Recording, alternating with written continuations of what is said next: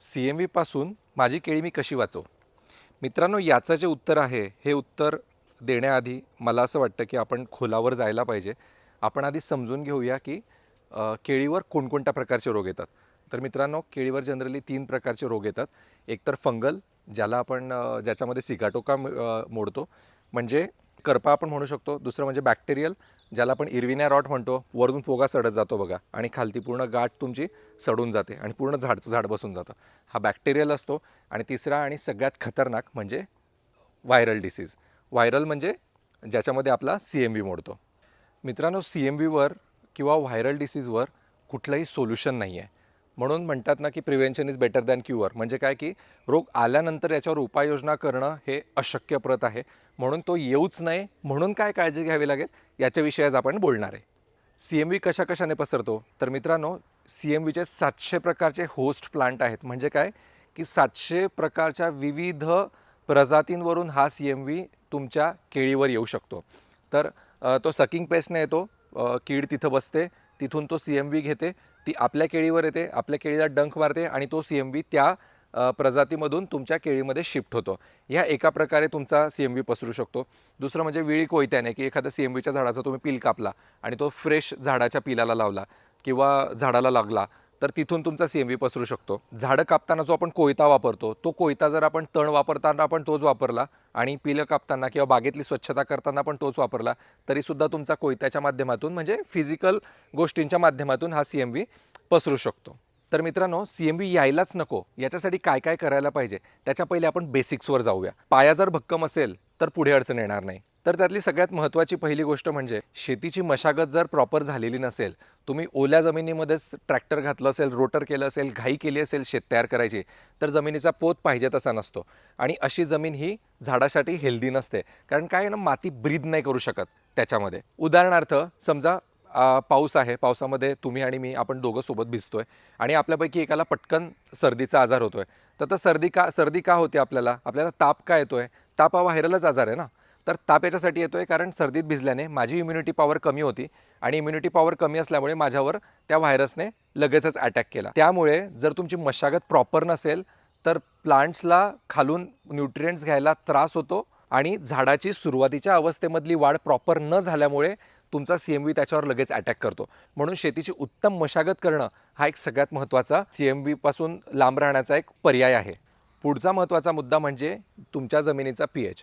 मित्रांनो, तुमच्या जमिनीचा pH जर 7च्या वर असेल तर 7च्या वर बरेच असे मायक्रोन्यूट्रिएंट आहेत ज्यांची अवेलेबिलिटी झाड करून घेऊ शकत नाही. म्हणजे झाडाला 7च्या वर pH असलेल्या जमिनीतून मायक्रोन्यूट्रिएंट ओढून घेता येत नाही आणि जिथे मायक्रोन्यूट्रिएंटची डेफिशियन्सी जाणवली, उदाहरणार्थ सगळ्यात महत्त्वाचं फेरस आणि बोरॉन, तिथं CMV तुमचा लगेचच अटॅक करतो. आता आपल्या जमिनीचा pH कसा ओळखावा किंवा कसा मोजावा यासाठी मी सेपरेट व्हिडिओ तुम्हाला टाकणार आहे. म्हणून हा व्हिडिओ संपण्याच्या अगोदरच आताच पहिले सबस्क्राईब करून घ्या, कारण जेव्हा तुम्हाला गरज असेल तेव्हा यूट्यूबवर तुम्हाला व्हिडिओ सापडणार नाही. म्हणून लगेचच सबस्क्राईब करा. पुढचा महत्त्वाचा मुद्दा म्हणजे पाण्याचा TDS. तुमचा पाण्याचा TDS जर जास्त असेल, म्हणजेच काय की पाण्यातलं क्षारांचं प्रमाण जर जास्त असेल तरीसुद्धा त्या खतामधून, त्या पाण्यामधून तुम्ही जे खतं देता आहात ते खत झाड उचलूच शकणार नाही आहे. तिथे पण तुमच्या न्यूट्रिएंटची जी अवेलेबिलिटी आहे ती झाडाला प्रॉपर मिळत नाही आणि झाड स्ट्रेसमध्ये जाऊन CMVला बळी पडतं.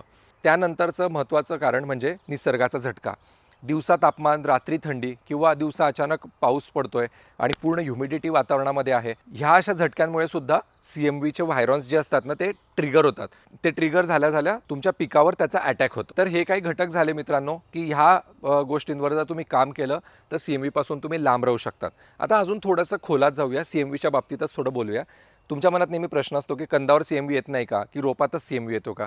तर याच्याविषयीचे मी माझं मत तुम्हाला स्पष्ट आज मांडणार आहे. कंदामधून CMV येण्याचा चान्स खूप जास्त असतो मित्रांनो, कारण एखादं झाड आहे, त्या झाडाला ते जर CMV ग्रस्त आहे आणि तर त्याच्या आजूबाजूचे जे 5 कंद असतात, ते 5 कंद जर तुम्ही तुमच्या शेतामध्ये आले तर त्या 5ही कंदांचे झाडं तुमची CMVची असू शकतात. म्हणून ज्याही शेतातून तुम्ही कंद आणणार आहात त्या शेतकऱ्याची, त्या शेताची हिस्ट्री तुम्हाला माहीत पाहिजे. तुम्ही एका झाडाला मित्रांनो 1 वर्षापर्यंत सांभाळणार आहात, 1 वर्षावर त्याच्यावर 100-125 रुपयापर्यंत खर्च करणार आहात. मग थोडीशी कंद घेताना ही जी सजगता आहे ना, ही आपल्यामध्ये आली पाहिजे की त्याचा प्लॉट, त्याची केळीवर केळी आहे का, किंवा केळीवर केळी जर नाही आहे तर मग त्याच्या प्लॉटमध्ये CMV होता का, या प्लॉटच्या अगोदरच्या प्लॉटमध्ये त्याच्यावर CMV होता का, किंवा ही जी मोठी कटिंग झालेली बाग आहे ह्या प्लॉटमध्ये प्रॉपर CMV होता का. मित्रांनो, तुम्ही कंद कुठून पण घ्या, पण त्या बागेची प्रॉपर तपासणी झालेली पाहिजे. मी तर तुम्हाला म्हणेल की जसं आम्ही टिश्यूला टॅगिंग करतो तसंच तुम्ही जिथून कंद आणणार आहात त्या प्लॉटला पूर्ण निरोगी बागेला टॅगिंग करा आणि जे सुदृढ झाडं आहेत त्यांचेच कंद तुमच्या शेतामध्ये घेऊन येऊन लागवड करा. याने तुम्ही सगळ्यात सेफ राहाल CMVच्या बाबतीमध्ये. आता चर्चा करूया टिश्यूमधून व्हायरस येतो की नाही त्याचा. तर मित्रांनो, माझं मत याबाबत मी परखडपणे मांडणार आहे. 100% नाही, 100% तुम्हाला सांगतो टिश्यू कल्चरमधून CMV येऊ शकत नाही. त्याचं कारण काय काय आहे मी त्याची पूर्ण तुम्हाला कारण मीमांसा सांगतो. जर ती लॅब DBT सर्टिफाईड असेल, जर त्या लॅबमध्ये सगळ्या रोपांचं टेस्टिंग हे प्रॉपर होणार असेल तर तुमच्या याच्यामध्ये CMV येऊ शकत नाही. माझ्याकडे हा रिपोर्ट आहे मित्रांनो. हा जो रिपोर्ट आहे ना, हा व्हायरस इंडेक्सिंगचा रिपोर्ट आहे. ह्या रिपोर्टवर तुम्हाला स्क्रीनवर दिसत असेल, हा जो रिपोर्ट आहे ह्या रिपोर्टवर जी बॅच नंबर लिहिलेली आहे ती बॅच नंबर ही आहे. त्याच्यानंतर ह्या रिपोर्टवर तुम्हाला दिसतंय की 4 प्रकारच्या व्हायरससाठी आम्ही टेस्टिंग केलेलं आहे. Banana bunchy top virus, banana streak virus, banana bract mosaic virus आणि कुकुंबर मोझाईक व्हायरस म्हणजे आपला CMV. तर 4ही व्हायरससाठी प्रॉपर व्हायरस इंडेक्सिंग करून आपली ही बॅच तयार झालेली आहे. ह्या बॅचचा रिपोर्ट आहे. इथं सगळीकडे तुम्हाला निगेटिव्ह लिहिलेलं दिसतंय. तर निगेटिव्ह लिहिलेलं म्हणजे काय की हे जे रोपं आहेत ही या 4ही व्हायरससाठी निगेटिव्ह आहेत. म्हणजेच काय की ह्या बॅचमध्ये हे 4ही व्हायरसेस तुम्हाला कुठेही सापडू शकत नाही किंवा ह्या बॅचेसमधून जे पण सॅम्पल आम्ही टेस्टिंगला पाठवले होते ह्या बॅचमध्ये व्हायरस नाही हे रिपोर्ट सांगतं. आणि मित्रांनो, माझ्यावर विश्वास ठेवा, ह्या व्हायरस टेस्टिंगवर आम्ही लाखो रुपये दरवर्षी खर्च करतोय. ते फक्त एका गोष्टीसाठी की माझ्या शेतकऱ्याला चुकीचं रोप जाता कामा नये. कारण मला जाणीव आहे त्या मी दिलेल्या एका रोपावर तुमचं पुढचं 1 वर्ष अवलंबून आहे. त्या पूर्ण 1 वर्षाचा खर्च अवलंबून आहे. त्यामुळे 100% व्हायरस इंडेक्सिंग केलेल्या लॅबकडूनच तुम्ही रोपं घ्या मित्रांनो. महाराष्ट्रामध्ये फार थोड्या लॅब्स आहेत, जसं की जैन्स झालं, रामबायोटेक झालं. ह्या लॅब्स 100% व्हायरस इंडेक्सिंग करतात. 100% म्हणजे काय की इथल्या प्रत्येक रोपाचं व्हायरस इंडेक्सिंग आपल्या इथून गेलेलं असतं. ते याच्यासाठीच की रोपं देताना आम्हाला पण खात्री असते की माझ्याकडून काही चुकीचं जात नाही आहे. त्यामुळे DBT सर्टिफाईड आणि प्रॉपर 100% व्हायरस इंडेक्सिंग ज्या लॅब करताय त्यांच्याकडूनच तुम्ही रोपं घ्या. तो एक महत्त्वाचा मुद्दा आहे जिथं तुम्ही CMV पासून थोडं लांब राहू शकता. अजून एक महत्त्वाचं कारण की ज्यामुळे लॅब टिश्यूमधून तुम्हाला CMV येणार नाही त्याचं म्हणजे मेरिस्टेम. तुम्ही गुगलला जाऊन मेरिस्टेम म्हणून सर्च करा मित्रांनो. मेरिस्टेम म्हणजे हा वनस्पतीतला असा पार्ट असतो जो एकदम निरोगी असतो. त्या पार्टपर्यंत कुठलाही फंगस, कुठलाही व्हायरस नसतो. तो अतिशय सशक्त आणि छोटासा एक पार्ट त्या पूर्ण केळीच्या झाडामध्ये असतो. तो मेरिस्टेम आम्ही निवडतो आणि त्या मेरिस्टेमपासून आम्ही शेकडो रोपं तयार करतो. आणि कंद घेताना आमच्या मातृवृक्ष बागेतूनच आम्ही कंद घेत असतो. ही बाग अतिशय सुदृढ आणि सशक्त असते. त्यामुळे याच्यातून जो घेतलेला आम्ही मेरिस्टेम असतो तो मेरिस्टेम मुळातच व्हायरस फ्री आणि डिसीज फ्री असतो. त्याच्यामुळे त्याच्यापासून तयार होणाऱ्या रोपांमध्ये व्हायरस येण्याचा चान्स हा 0च्या बरोबर असतो. आता जाऊया मित्रांनो आपण केमिकल मेजरकडे. कंट्रोल कसा करायचा. तर मला माहिती तुम्ही खूप आसुसलेले आहात. आम्हाला काहीतरी फवारणीचं शेड्यूल मिळेल आणि ते शेड्यूल वापरलं तर आम्ही CMV पासून दूर राहू शकू. मी ते तुम्हाला सांगणार आहे. पण त्याच्या आधी आपण मुळापर्यंत जाऊया. पहिलं मी जे तुम्हाला सांगितलं की TDS जो तुमचा हाय असतो त्याच्यामुळे सुद्धा तुमचं फेरस आणि बोरॉन झाड घेऊ शकत नाही. त्याच्यासाठी तुम्ही काय करू शकता, तुम्ही डिआयोनायझरचा वापर करू शकता. पण डिआयोनायझरवर किती विश्वास ठेवायचा हा ज्याचा त्याचा प्रश्न आहे. अजून हे पूर्ण सिद्ध झालेलं नाही आहे की डिआयोनायझर बसवल्यामुळे खरंच लो TDSचं पाणी तुमच्या शेतापर्यंत येतं आहे का आणि त्यामधून जे तुम्ही खतं दिली आहे ते झाड खरंच घेऊ शकतं आहे का नाही यावर थोडी शंकाच आहे.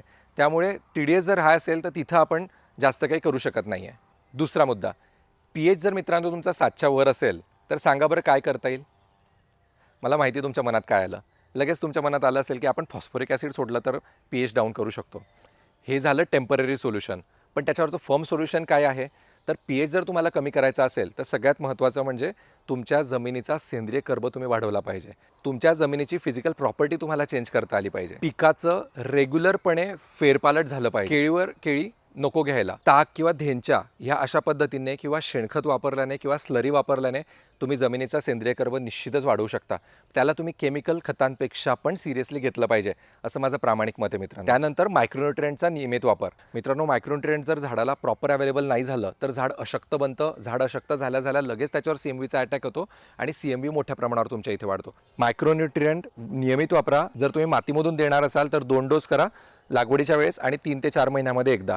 आणि जर सिलेक्टेड मायक्रोन्युट्रिएंट देणार असाल तर दर महिन्यातून कमीत कमी अर्धा ते 1 किलो तुमचं पहिल्या 4 महिन्यामध्ये मायक्रोन्युट्रिएंट हे गेलंच पाहिजे. बाग अतिशय तणमुक्त ठेवा.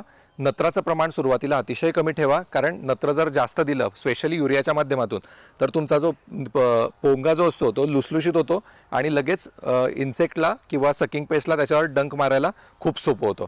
म्हणून नत्राचं प्रमाण अतिशय सुरुवातीच्या अवस्थेत कमी ठेवा.